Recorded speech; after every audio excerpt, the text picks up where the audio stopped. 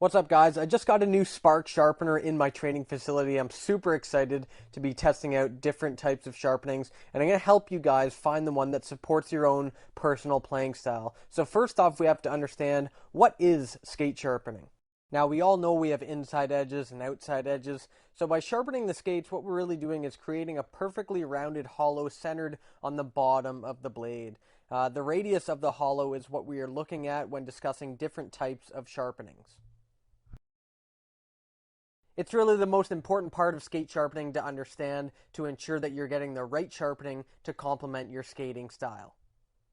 And to keep it simple here, with my Sparx sharpener, we're going to look at the more popular cuts. So I have a 1/2 inch, a 3/4, and a 5/8 hollow.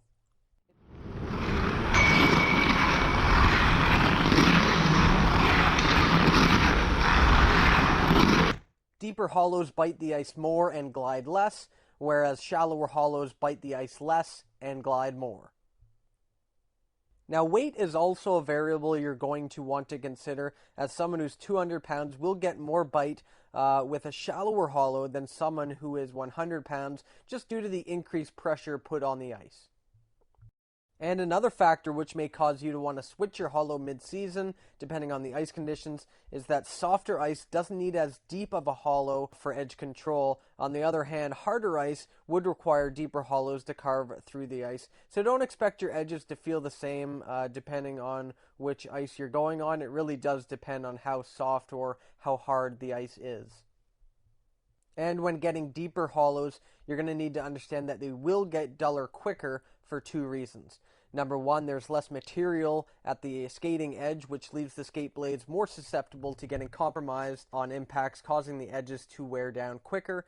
And number two, the more bite the deep hollows have means that it will be more noticeable when the edges start to get dull. So if we take a look at the radius of the hollows from my Sparx machine, we have the 3/4, the 5/8, and the 1/2 inch. A 3/4 hollow will have less bite and more glide than a 5/8 cut, which is kind of right in the middle.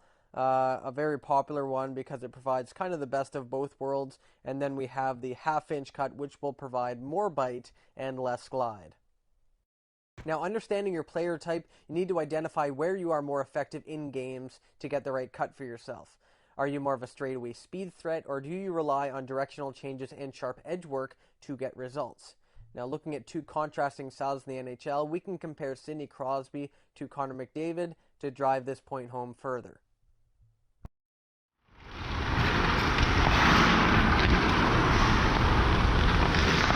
Now, both players obviously get great results, but both are living in different areas on the ice. Crosby, as a more dominant puck protection player, relies on living along the boards and coming off the half wall. His deceptive edge work and sharp turning radius make him difficult to contain in those areas. Then we have a player like Connor McDavid, who is of course a speed-dominant player who would benefit more from less bite on the ice and more glide. He makes a living by getting some runway and building up speed and dominating the open ice on attack towards the goal. Now, this is not to say that either player isn't good in the other area either, and this is not to say that by getting more bite you can't be fast, or that by giving up a little bit of bite you can't turn tight. It's just going to be a bit of a give and take scenario. So edge work isn't off limits, and speed isn't unattainable depending on which cut you're getting. You're just going to be getting a different cut that's going to support different sides of the game more or less.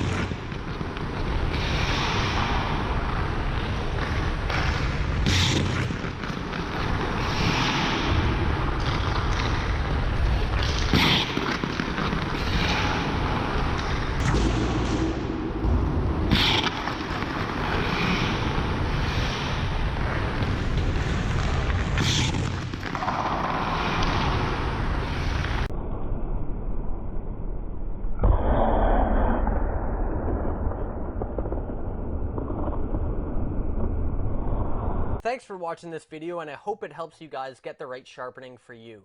Special thanks to Sparx for the machine. I was fascinated by it because of the consistency as well as the convenience of it all. It was pretty easy to use because all you have to do is stick the boot in, lock it in, and then push a button. Even I can do it, so that shows you how simple this thing is. I definitely recommend it, especially for you families with multiple kids playing hockey. Keep training hard out there, and I'll see you guys next time.